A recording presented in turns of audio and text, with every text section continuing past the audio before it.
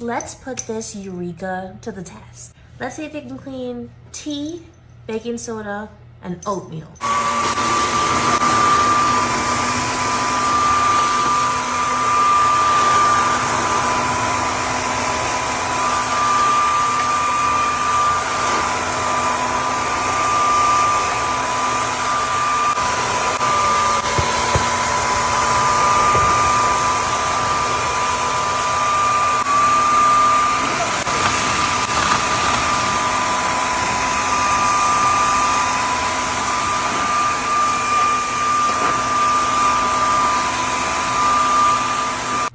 It really captured everything in here. I dumped it after each test, so this is just the oatmeal.